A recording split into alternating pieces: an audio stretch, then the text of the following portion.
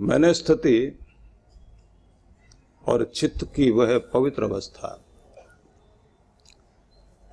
जिसमें प्रेम का वास आ जाए, यह सबके लिए मंगल कामना। क्योंकि हमारी प्रार्थनाओं में भी जब बैर विरोध दिखाई देने लगता है कि मुझे कम क्यों दिया, उसको ज्यादा क्यों दिया, ये आगे क्यों बढ़ गया, मैं पीछे क्यों रह गया, मैं ही क्यों और दूसरा क्यों, ये शिकायतें जहां जागने लगती हैं और धन्यवाद का भाव, कृतज्ञता खत्म हो जाती है, वहां भक्ति छूट जाती है। टैगोर ने कहा, रविंद्रनाथ टैगोर की गीतांजलि में एक बड़ा प्यारा भाव दिया गया कि मैंने उसे निमंत्रण दिया था कि तू आ मेरे हृदय में मेरे भगवान, लेकिन जब मैं वहां अपने हृदय में पहुंचा मिलने के लिए तो देखा वो तो मेजबान बनकर मेरा स्वागत करने के लिए पहले से ही बैठा हुआ था। हम क्या निमंत्रण देंगे उसको, वो तो आने को तैयार है, लेकिन हम वैसा तैयारी तो कर लें कि हमारा हृदय वैसा तो हो जाए ना कि वो आ सके। इतना नकलीपन जिंदगी में आ गया कि हम भक्ति से भी दूर हो गए और भ्रामक ज्ञान के पीछे पड़ गए। जो मिथ्या ज्ञान होता है ना, ज्ञान होता नहीं, दिखाई देता है। तिब्बत में एक फकीर हुए हैं, तो जब यहां से भारत से एक साधु गए वहां, धर्म बोधि, तो ये संत उनसे मिलने गए। बड़े ज्ञानी थे, बड़े पढ़े लिखे थे, बहुत कुछ आता था उनको। जब मिलने के लिए गए तो उसके बाद सदगुरु ने बोल दिया कि जो कुछ तुम्हारे पास याद है थोड़ी देर उसे भुला दो, और जो तुम अपने आप में महसूस करते हो ना उसको भी भुला दो। अपनी सारी अकड़ को और अपने सारे पद और पदवी को सबको भूलकर एक बार अकिंचन बन के बैठो कि मैं कुछ भी नहीं, जो कुछ है वो है।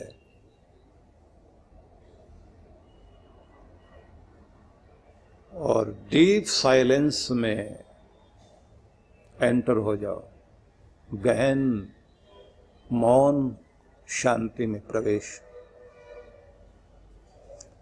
आंखें बंद की, माथा ढीला किया, पूरे शरीर को ढीला छोड़ा, खुद को सहज किया, लंबा गहरा श्वास लेकर परमात्मा के प्रेम को धीरे धीरे भीतर उतरने दिया।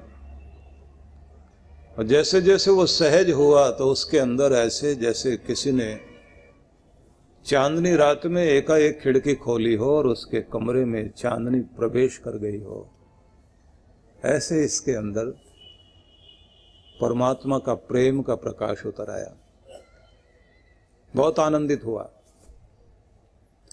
और जितनी देर आनंद में वो बैठा हुआ था, निमग्न हुआ, उसे अपनी होश नहीं थी।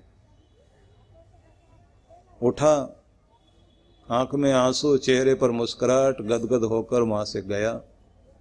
कागज पर लिखा फिर उसने कुछ, जो लिखा वो बड़ा अद्भुत था। उसने लिखा कि मैंने कागज पर बने हुए दिए देखे थे, बड़े चमकते थे वो, पर रोशनी नहीं थी। आज मैंने जगमगाता हुआ दिया देखा है, जिसने मेरे अंदर रोशनी कर दी, वो मेरा सदगुरु है। ये सारी किताबें वो हैं जिसमें कागज के दिए हैं, जागता हुआ दिया तो सदगुरु है। उसके नजदीक बैठने के बाद अपने आप ही बात बन जाती है। और सदगुरु अपने आप ही में एक शास्त्र होता है, इसलिए वो अथॉरिटी है। वो जो कुछ कहता है, और अपने ग्रंथों में तो जब मंत्रों की बात लिखी है तो मंत्र कहा गया सिर्फ वही नहीं है जो पुस्तकों में लिखे हैं, वही नहीं जो याद किए जाते हैं। मंत्र वह भी है जो गुरु बोल रहा होता है, वो भी मंत्र होता है। और वो जो मंत्र होता है वही तो आपकी जिंदगी को त्राण देता है, रक्षण देता है।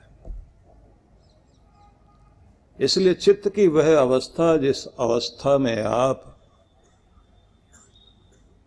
प्रभु के प्रेम पात्र बन जाएं और वो आपके हृदय में प्रवेश कर जाए, उस दशा का बहुत प्यारे ढंग से वर्णन किया भगवान श्री कृष्ण ने। और पूरी गीता में जितनी भी चीजें हैं, सारी चीजें पसंद आती हैं, क्योंकि मिश्री को किधर से भी छुएं आप, किधर से भी छकें, जहां से भी खाएंगे ना, तो मिश्री तो हर जगह से उतनी मीठी होती है। शहद की बूंद कहीं से भी चखिए आप, वो तो शहद ही है ना। इसलिए ये कह देना कि गीता यहां से अच्छी है यहां से नहीं, तो ये तो कहने का अधिकार नहीं है। लेकिन ये बात जरूर कहूंगा कि कुछ 8 श्लोकों को अमृताष्टकम कहा गया, ये 8 अमृत हैं। ये इससे ये पता लगता है कि हमारी भक्ति कहां तक पहुंची है। हम भक्ति करते करते हमारी वो मनोदशा बनी है या नहीं बनी है, हमारा चित्त उतना कोमल बना है या नहीं बना है। क्योंकि घंटे घड़ियाल बजाते बजाते माचिस के ऊपर जो है ना तीली को घिस रहे हो, तो कितना घिसा हुआ बात ये नहीं, अग्नि प्रकट हुई या नहीं हुई। आपने एफर्ट कितना भी किया हो, उसका रिजल्ट आया या नहीं आया। रिजल्ट क्या है, कृष्ण भगवान उस रिजल्ट को बता रहे हैं कि तुम्हारा चित्त वो हो जाए कि तुम धन्यवादी बन जाओ, कृतज्ञ बन जाओ, आभार व्यक्त करना सीख जाओ, और पूरी दुनिया को माफ करना और सबके लिए मंगल कामना करना सीख जाओ। शिकायतें खत्म हो जाएं। दुनिया में तरह तरह के लोग हैं, तुम सारी दुनिया को अपने हिसाब का बना लेना चाहते हो, ऐसा तो नहीं होगा। तुम्हारा चित्त वो हो जाए, किसी को माफ कर दो, किसी से माफी मांग लो, किसी के साथ मुड़ जाओ, किसी को मोड़ लो, किसी के साथ झुक जाओ, किसी को थोड़ा सा झुका लो। संतुलन बनाकर इस जिंदगी में तुम्हें चलना आ जाए तो तुम्हारी जिंदगी धन्य हो जाए। तो सबसे पहले उन्होंने कहा कि तुम बैर विरोध से रहित और प्रेम से युक्त चित्त वाले बनो। शब्द एक दिया, सर्वभूतानाम अद्वेष्टा। चींटी से लेकर हाथी पर्यंत सबके प्रति आपके हृदय में अवैर की स्थिति हो, बैर की नहीं, प्रेम की स्थिति हो। बैर तो हो ही नहीं। बैर का मतलब ये है कि जहां चोट पहुंचाना चाहते हैं आप, जिसे दूर हटा देना चाहते हैं, जिसको देखना नहीं चाहते, जो आपको पसंद ही नहीं आता, जिसकी बात करते हुए भी आपके अंदर आग जलने लग जाए, वो इसी के प्रति तो बैर होता है ना। और कमाल की बात तो ये होती है कि बैरी ऐसे हृदय में कांटे की तरह घुस जाता है कि अगर आप दिल्ली छोड़ के यहाँ अमरावती भी आ जाएं तो चेहरा जो भी याद आएंगे ना आपको, प्यार वालों के याद आए ना आए, सबसे पहले बैर वाला दिखाई देता है। सबसे ऊपर ऐसा चेहरा उभर कर आता है सामने। यहाँ से न्यूयॉर्क चले जाइए आप, बहुत सारी भीड़ दिखाई देगी, पीछे छूटे हुए लोग याद आएंगे, लेकिन उनमें से सबसे पहले उभर के झंडा ऊंचा रहे हमारा, वही दिखाई देगा। कौन? बैरी। वो नहीं छूटता। शक्ल ही ऐसी, जिसको नहीं पसंद करते वही दिखाई देता है। कितने भी हाथ जोड़ो महाराज, नहीं आओ तुम, वही दिखाई देता है कि तुम हो तो हम भी हैं। दिल में बैठ गया ना। और जब वो बैठा हुआ है तो फिर भक्ति कहाँ होगी। आनंद स्वामी महाराज थे तो वो लाहौर में थे, साधना करने बैठे, भक्ति हो नहीं, बैरी का चेहरा दिखाई दे। 3 दिन हो गए उनको, साधु बन गए, सबको छोड़ दिया। तो वो एक अखबार के मालिक होते थे पहले, उनके बच्चे काम संभालने लग गए, तो साधु बन गए। साधु बनने के बाद साधना में बैठे, और साधना में बैठे तो बैरी का चेहरा सामने आए। 3 दिन हो गए, बैरी ने तंग करते करते आखिर में उठे, झुंझला करके आसन उधर रख दिया और उसके घर पहुंच गए। और जाते उसको हाथ जोड़ के बोले, माफ करना भैया, ऐसे दिल में घुसे हुए हो, हर समय दिखाई देते हो, भगवान के बीच में आ जाते हो, तुम तो कमाल के आदमी हो। मैं और मेरा भगवान दोनों के बीच में तुम तो महान हो। मेरे से जो भी गलतियां हुई हो माफ करना, जाने में अनजाने में, जैसे कैसे भी। मेरा अपना पक्ष हो सकता है, मैं बिना शर्त के तुमसे माफी चाहता हूं। और उस आदमी की भी आंख में आंसू आ गए। दोनों गले मिले, दोनों ने कहा कि ना मैं सफाई दूं ना तुम सफाई दो, तुम भी भूल जाओ मैं भी भूल जाऊं। उस आदमी ने कहा पर आप तो साधु बन गए, अब आपसे क्या बैर, और आपको भी किसी से क्या बैर। कबीर कहते हैं ना, कबीरा खड़ा बाजार में सबकी मांगे खैर, सबकी मंगल कामना, न काहू से दोस्ती न काहू से बैर। दोनों से ऊपर उठ जाओ तब तो वो आए ना। लेकिन आसान तो नहीं है, इस दुनिया में हर चीज आपको चिपट जाती है, और ऐसी चिपट जाती है, चीजें छोड़ के भी आ जाओ उनकी यादें नहीं छोड़ती आपको, बहुत अजीब ढंग से पकड़ लेती है। अपने देश में हमारे ऋषि मुनि जब तपस्या करते थे ना, तो फिर एक समय आता था मोह त्याग का। वैसे तो साधु बनने में भी एक नियम होता है, वहां आदमी घोषणा करता है, लोकेश न मया परित्यक्ता, वित्तेश न मया परित्यक्ता, पुर्तेश न मया परित्यक्ता। साधु हो गए। और एक अजीब बात और कराते हैं, आदमी से उसका खुद का पिंड दान करवा देते हैं। हमारे ऋषि मुनि भी बड़े अद्भुत लोग रहे हैं, कहते हैं खुद का पिंड दान करो।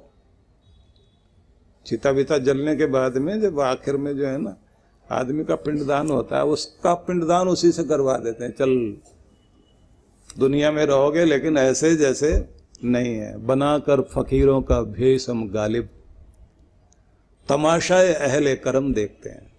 अब तो फकीरों का भेष बना लिया और उसकी लीला देखने का मौका आ गया। तो ऐसा कुछ करते हैं, क्योंकि ये तपस्या भी आसान चीज नहीं है। और लोगों को लगता मिलता क्या है, ये जो इतना बड़ा जगड्वाल हमारा 84 लाख योनियों का, ये ऐसे थोड़ी छूट जाता है।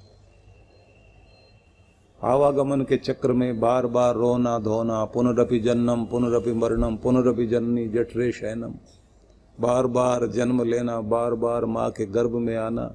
और माँ भी किस किस तरह की, सापिन नागिन माँ बनी, शेरनी भेड़िया लोमड़ी, न जाने किस किस शरीर से होकर, किस किस गर्भ से होकर आप इस दुनिया में आए।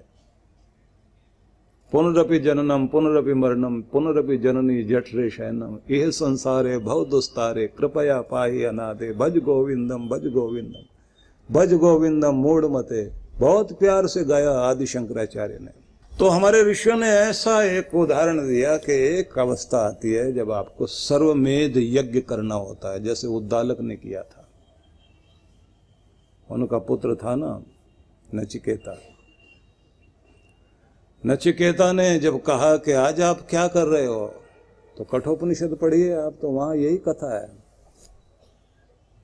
11 साल का एक बालक सामने बैठा हुआ है, अपने पिता को देखता है, हर चीज दान करते जा रहे हैं।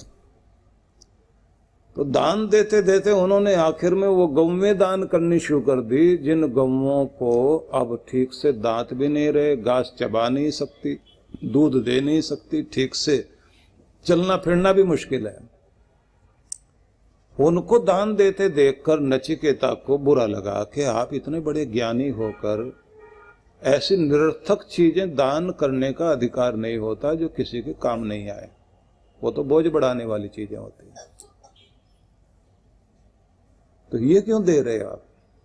वो दो ना जो किसी के लिए उपयोग में आए, किसी की जिंदगी को आसान बनाने के लिए दिया गया सहयोग, वो आपके प्रेम को और आपके दान को प्रकट करता है, क्योंकि आप उपहार दे रहे हैं। किसी को गिफ्ट देना होता है ना, वही तो दान है ना, कि मेरा उपहार है तुम्हें, क्योंकि मैं आपके प्रति अपने प्रेम को प्रकट कर रहा हूं। तो आपका प्रेम किस तरह का है, ये आप वो चीजें दे रहे हो जिस देने का कोई अर्थ ही नहीं है। पिता ने कहा, पुत्र ऐसा है, तुम्हारे लिए निरर्थक लगता है, लेकिन इनके साथ मेरी बहुत सारी यादें जुड़ी हैं और मेरा मोह बसा हुआ है इन गवों में। और यहां सिर्फ दान का मतलब नहीं है, आज मोह त्याग का दिन है। हर चीज छोड़ रहा हूं मैं, जहां जहां भी मोह बसा हुआ है वो सारी चीजें छोड़ रहा हूं, क्योंकि मृत्यु से पहले अपने मोह से मुक्ति पानी होती है। क्योंकि मृत्यु नहीं रुलाती, रुलाता मोह है। और जिन चीजों में बहुत ज्यादा मोह बसा हुआ होता है तो उनमें सिर्फ मोह नहीं बसा होता, हमारे प्राण बसे हुए होते हैं। हमारे प्राण केवल देह में नहीं होते, आपके प्राण तो आपकी वस्तुओं में भी होते हैं। कोई चीज छूट जाए, टूट जाए, कितना दर्द लगता है। चीजें सुरक्षित रहनी चाहिए, पर उसमें प्राण नहीं बसने चाहिए। अगर प्राण बस गए तो चीजें टूटी तो उससे पहले हम टूट जाते हैं, चीजें छूट गई तो प्राण छूटने को हो जाते हैं। सब जगह हमारे प्राण बसे हुए हैं। इन मोह से ऊपर उठना आसान खेल तो नहीं है ना। जब आप इन सब से ऊपर उठने लग जाते हैं तो आपके अंदर का सच्चा प्यार जागता है। उस प्यार को आप एक और रूप देते हैं। कहीं वो श्रद्धा बन गया, कहीं वो भक्ति बन गया, कहीं वो वात्सल्य है, कहीं वही ममता का रूप भी धारण करता है, कहीं वो स्नेह है। लेकिन उसका सबसे ऊंचा रूप तो भक्ति है भाई। और ये एक चीज सिखाती है, आपकी भक्ति सरेंडर करना, शरणागत हो जाना, समर्पित हो जाना, सिर झुका देना, मान लेना, किसी के हो जाना, किसी को अपना बना लेना और किसी का खुद हो जाना। तो अपने गुरु के प्रति, अपने इष्ट देव के प्रति, अपने धर्म के प्रति पूरी तरह से समर्पित हो जाना, टोटल सरेंडर कर देना, वो एक स्थिति आती है। तो भगवान श्री कृष्ण ने कुछ शब्द कहे, उन्हें आप पकड़ने की चेष्टा करना। सबसे पहले उन्होंने कही है एक बात, अद्वेष्टा सर्वभूतानाम, प्राणी मात्र के प्रति बैर का भाव न रहे, प्रेम का भाव रहे, और कहीं पर भी किसी भी रूप में चोट पहुंचाना, बदला लेने की भावना ना हो। इसलिए अगला शब्द एक कह दिया, मैत्र, सबके प्रति मित्र भाव आ जाए। मित्र के प्रति बहुत प्यार होता है, लगाव होता है। मैत्रेयी गुप्त ने पंक्तियां लिखी थी ना, तप्त हृदय को सरस स्नेह से, तप्त हृदय को सरस स्नेह से जो सहला दे मित्र वही है। आदमी का हृदय संतप्त हो और किसी के दो बोल सुनने के बाद अंदर चैन मिल जाए, वो बोलने वाला जो आपको समझता हो ना, वही तो आपका दोस्त होता है ना। तप्त हृदय को सरस स्नेह से जो सहला दे मित्र वही है, रूखे मन को सराबोर कर जो नहला दे मित्र वही है, प्रिय वियोग संतप्त चित्त को जो बहला दे मित्र वही है, अश्रु बूंद की एक झलक से, आंख में आंसू आ जाएं अपने मित्र के, अश्रु बूंद की एक झलक से जो दहला दे मित्र वही है। जिसके आंख का आंसू देखकर आप दहल जाएं, नहीं नहीं तुम नहीं रो सकते, तुम्हारी आंख के आंसू बर्दाश्त नहीं है। हरिवंश राय बच्चन ने भी एक ही तरह की पंक्ति कही थी, जिसका भाव यही था कि तेज बारिश की बौछार के बीच भी आंख के आंसुओं को जो पहचानता है, दोस्त तो वही होता है। चेहरा भीगा हुआ है आदमी का बारिश से, दोनों में अंतर कर ले कि आंख की बारिश है या बादल की बारिश है, जो इतना पहचानता हो आपको। तो मित्र भाव से जब आप इस दुनिया को देखते हैं, तब आप संवेदनशील बन जाते हैं कि सबके हृदय में जो कुछ चल रहा होता है उसके साथ अपनापन आ जाता है। बड़ा अजीब लगता है, एक छोटे से जीव को भी आप तड़पता हुआ देखें तो आपसे बर्दाश्त नहीं होता। तो सामने देखा कि एक कीचड़ से भरा हुआ सरोवर है जिसमें एक जानवर का बच्चा, और वो भी सुअर, कितना गंदा जीव है, शुकर, उसको फंसा हुआ देखा और वो तड़फ रहा है। उन्होंने अपने वाहन को रुकवाया और गए और जाकर उस कीचड़ में घुस गए। जानवर के बच्चे को बाहर निकाला और वो उछल के भागा और इनके शरीर पर कीचड़ लग गया। तो ये ऐसी हालत में सदन के लिए पहुंच गए, कपड़ों पर छींटे लगे हुए कीचड़ के।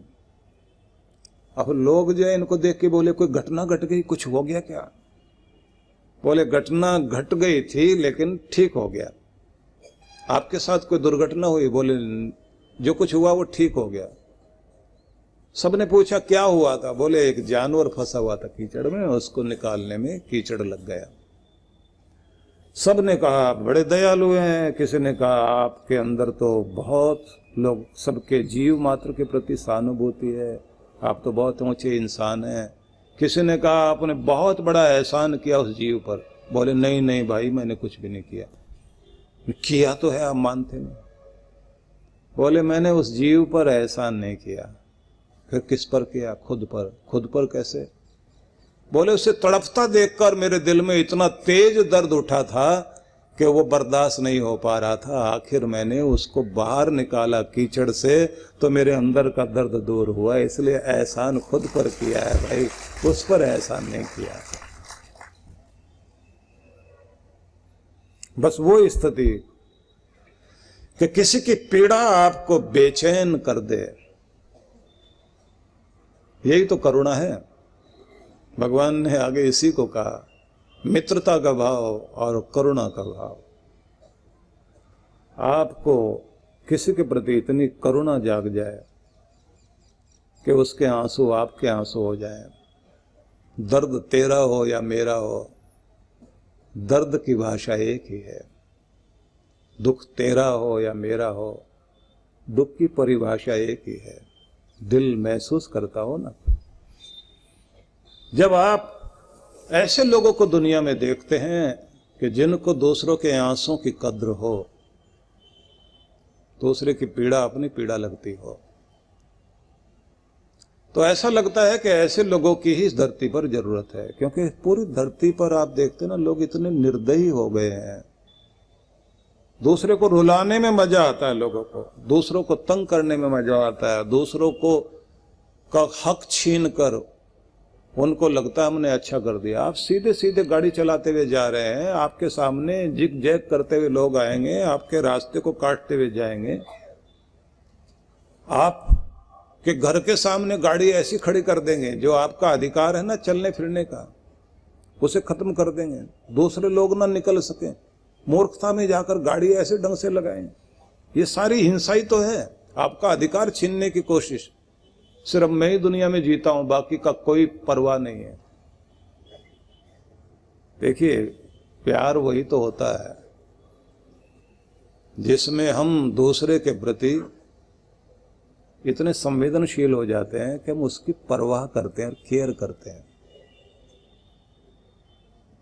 जब आप किसी की केयर करते हैं ना, तब पता चलता है ना कि आपके अंदर प्यार है। किसी को तारीफ कर देने से बात नहीं बनेगी, उसकी केयर भी तो करो ना, उसकी परवाह भी करो कि मुझे तुम्हारी परवाह है। तुम कैसे रह रहे होगे, तुम कैसे जी रहे होगे, तुम्हारे साथ क्या घट रहा होगा। मुंशी प्रेमचंद ने कहानी लिखी थी ना, सार सुनाता हूं आपको। वो छोटा सा एक बच्चा जो अपनी माँ से झगड़ा करके मेले में गया था, मेला देखने के लिए। और मेला देखने के लिए गया तो माँ से उसने 2 आने लिए थे। 6 पैसे का एक आना होता था उस समय, 12 पैसे के 2 आने। उसकी बड़ी वैल्यू होती थी उस समय। 2 आने लेकर गया, माँ ने भी अपनी चुन्नी में बंधे हुए वो सिक्के निकाल के दिए थे उस बच्चे को।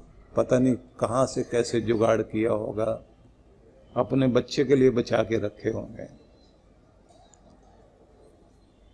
औरों के बच्चे जाते थे, अमीरों के बच्चे जाते थे, गरीब का बच्चा भी मेला देख कर आए तो 2 सिक्के दे दिए। अब वो गया बच्चा और पूरा मेला देख कर आया और वहां से एक अखबार में लपेट के कुछ लेकर आया माँ के पास। माँ पूछती है क्या लेकर आए हो, क्या खरीदा तुमने पैसे का। तो उसके पास एक चिमटा था।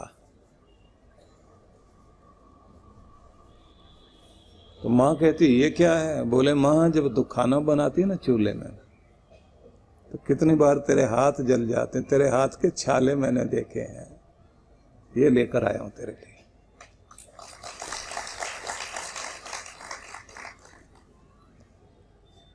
क्या पता लगता है? पता लगता है कि उस बच्चे के अंदर बचपना नहीं है, बड़ा हो गया है। जिसको परवाह है अपने माँ की पीड़ा की, उसको अपनी माँ के छाले दिखाई देते हैं। मेरी माँ का हाथ नहीं जलना चाहिए।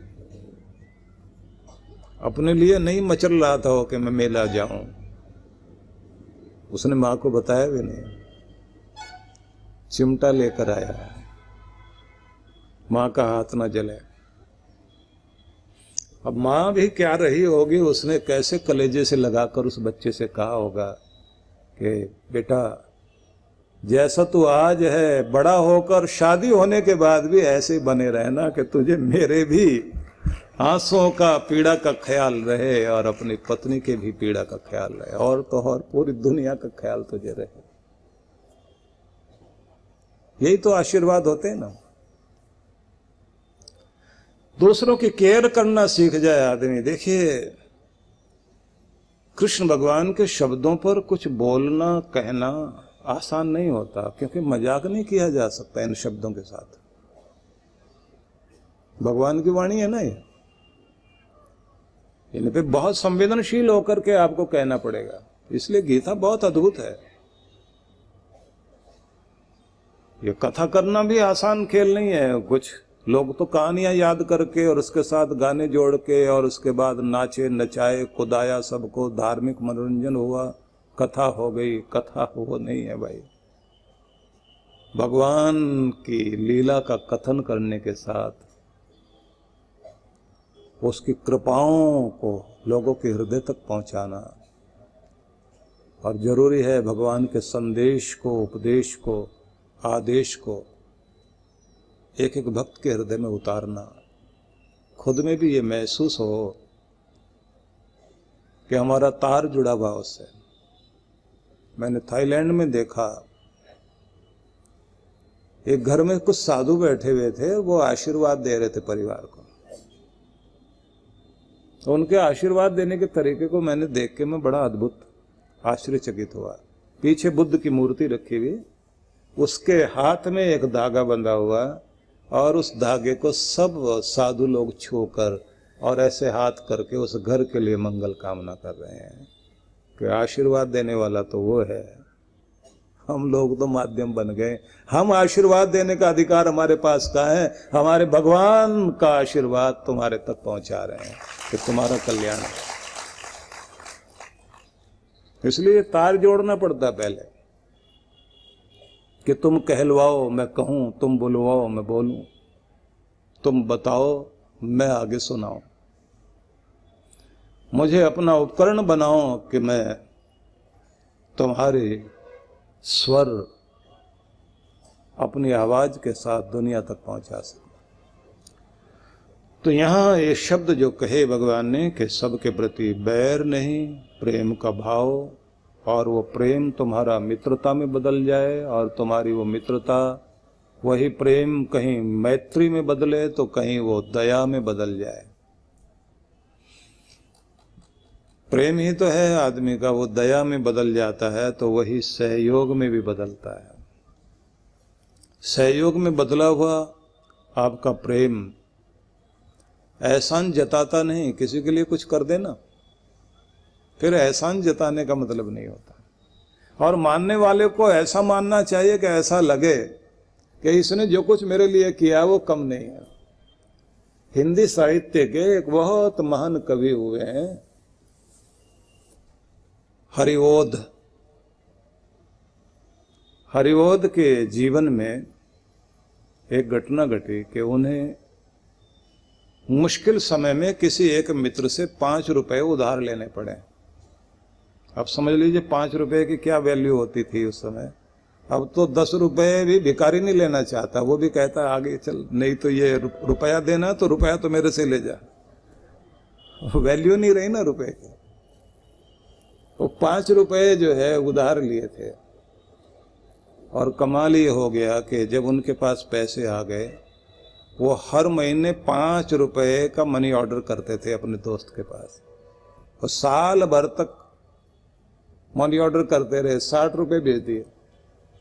दोस्त मिला, उसने कहा 5 दिए थे मैंने, 5 ही वापस करने थे, आप अजीब भुलक्कड़ आदमी हो, 12 बार 5-5 रुपए भेज दिए, 60 आ गए तुम्हारे मेरे पास, वापस करूं? बोले दोस्त, जिस समय मुझे जरूरत थी ना, तुम्हारे वो 5 रुपए 5 करोड़ से भी ज्यादा कीमती थे। अब हर बार वो तारीख जब याद आती ना, जब मैं उस मुश्किल में था, वो तारीख जैसे याद आती है तो उस समय वो 5 रुपए निकाल कर मैं भेज देता हूं, तुम्हें याद करता हूं और कहता हूं तुम्हारा बदला ये 60 देने के बाद भी नहीं चुका सकता हूं, क्योंकि सब ने मना कर दिया था, सब लोगों का रंग ढंग कुछ और था, और तुमने जिस तरह से जिस भाव से दिया था वो भाव आज भी मेरे हृदय में लिखा हुआ है कि तुमने जो कुछ किया उसका बार बार भी मैं देता रहूं तो बदला नहीं चुकाया जा सकता। इतनी संवेदनशीलता होना आसान बात है क्या? यहाँ तो ये मुश्किल है कि अगर किसी के घर से कोई चीज ले भी लें तो जब तक उससे लड़ाई झगड़ा ना हो जाए, बर्तन भी चले जाए ना किसी के घर के, महिलाएं आपस में दे भी देती हैं ना। अब तो पता नहीं ये भाईचारा चलता नहीं चलता, लोकाचार होता था ना। जब तक एक दूसरे के साथ उठा पटक की नौबत ना आ जाए तब तक चीजें वापस नहीं होती।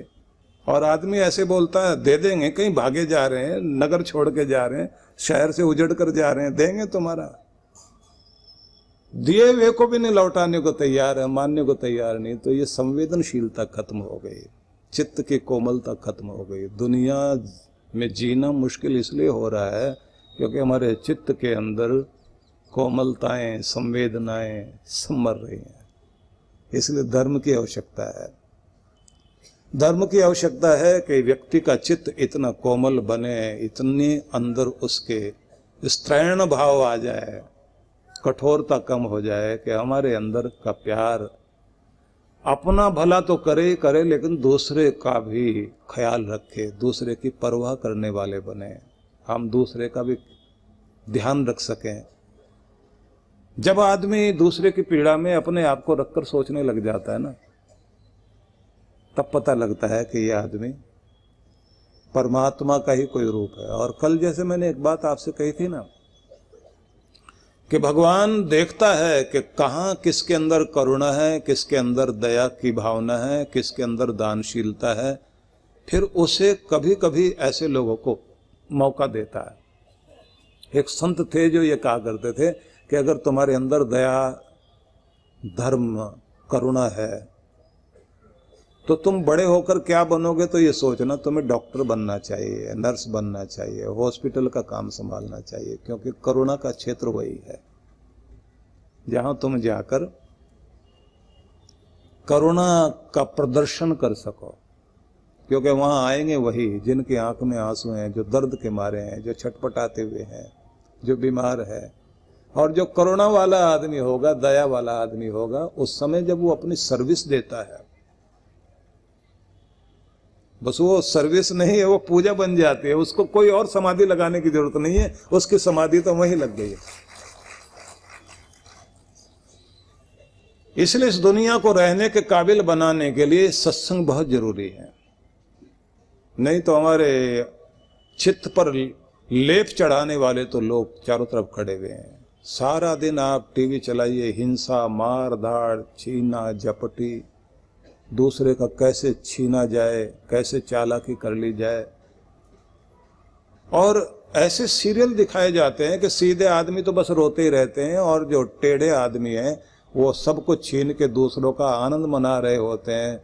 वो ड्रिंक कर रहे हैं, वो पार्टियां कर रहे हैं, वो मस्ती में जी रहे हैं। और आखिर में अगर कोई फिल्म भी ये दिखाएंगे तो ऐसे दिखाते हैं, भला आदमी पूरी जिंदगी दुखी दुखी रहा और बुरा आदमी मौज मनाता रहा, बस आखिर में ये कहेंगे वो जीत गया भला आदमी और बुरा आदमी मर गया। बस तो मरना तो आखिर में सबने है, तो वो इतना सब कुछ करके मौज औज उड़ा करके मरा, तो संदेश क्या जाता है? मरना तो है ही, चलो बुरी तरह से मर जाएंगे लेकिन पूरी जिंदगी तो आनंद ले लिए ना। तो सबके मन में वही सब आता है कि जो कुछ बाद में होगा देखा जाएगा, पता नहीं अगला जन्म होता भी या नहीं होता है, अब तो जो कुछ मिलता है आनंद मना लेना। और ये एक जीवन दर्शन बन जाता है। पहले कभी चारवाक दर्शन होता था जिसमें ये भावनाएं होती थी कि अपना सुख पाने के लिए तुम जो है किसी का कुछ भी चालाकी से छीनना पड़े, प्राप्त करना पड़े। उनके वो शब्द जो है यावत जीवे सुखम जीवेत ऋणम कृत्वा घृतम पिबेत, जब तक जीना सुख से जीना, कर्जे पर घी मिलता हो तो लेकर पीना है, क्योंकि भस्मीभूत से देह से पुनरागमनम कुतः, मरने के बाद आदमी को किससे क्या लेना देना है, किसने लेना है और किसने देना है। ये तो एक बार किसी से उधार मिलता हो, घी ले ले करके पियो, अपनी मौज बनाओ। ये भी एक जो है जीवन दर्शन था। और उस समय इसको मान्यता नहीं दी गई, बस इसको एक शब्द दे दिया गया, चारों वाक, चार वाक, जिसकी वाणी सुनने में तो अच्छी लगती है लेकिन समाज को खराब करने वाली चीज है। ऐसे एक व्यक्ति के दर्शन को, उसकी फिलॉसफी को किताब में तो लिख दिया गया, लेकिन भारत ने मान्यता नहीं दी, कोने में रख दिया उस ग्रंथ को कि भाई हमारी मान्यता नहीं है, ये हम नहीं मानते ऐसी चीज को। अब तो सारी दुनिया इसी में लगी हुई है। तुम अपना देखो, दूसरे की तरफ लगे रहे तो क्या फायदा, अपना फायदा लो जिससे जो कुछ मिलता हो। और कुछ लोगों ने शब्द बना रखे हैं, हरकत में ही बरकत है, कुछ ना कुछ हरकत करते रहो, जिससे जो कुछ मिले लेते रहो, फायदा उठाते रहो। तो सार में फिर वहीं उसी शब्द को कहते हुए मैं आगे बढ़ना चाहता हूं कि समाज को भी ऐसे करुणावान, मैत्री भाव वाले और प्रेम वाले लोगों की आवश्यकता है, जिससे ये दुनिया रहने के काबिल बने, घरों में प्यार आए, जिंदगी में प्यार आए। कृष्ण भगवान ने एक शब्द का प्रयोग और किया, ये शब्द भी बहुत ही अद्भुत शब्द है, निर्ममो निरहंकार। निर्ममः, ये शब्द थोड़ा समझने योग्य है। निर्मम का मतलब निर्दयी नहीं है, यहाँ निर्मम का मतलब है मेरा नहीं है।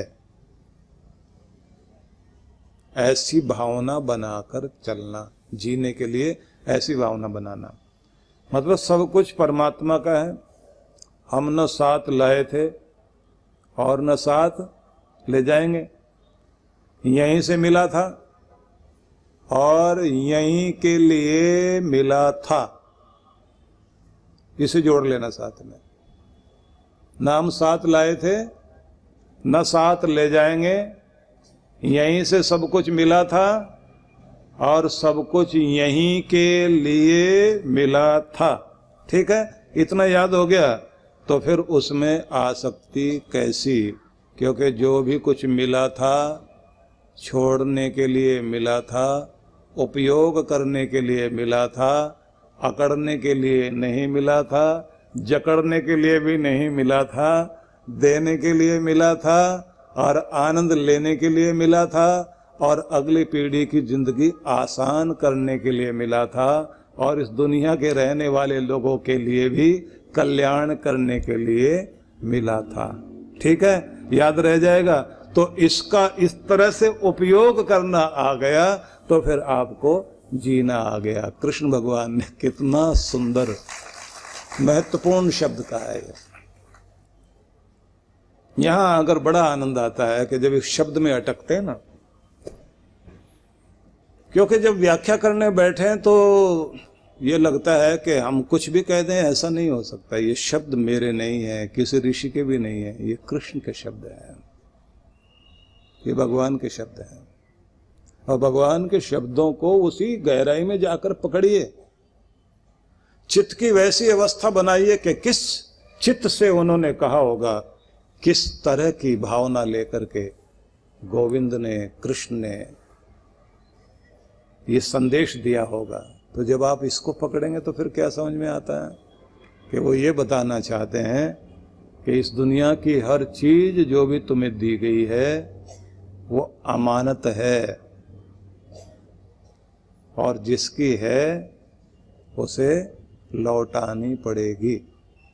किसी की भी अमानत होती है ना चीज, उसे देनी पड़ती है ना।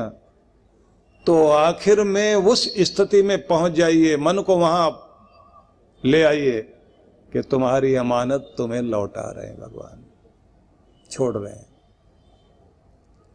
किसको देना है भगवान बता दो। तो भगवान क्या कहते हैं, जिन्होंने लेना है ना वो बैठे तुम्हारे घर में, अपने आप ले लेंगे, तुम तो बस छोड़ने वाले बनो।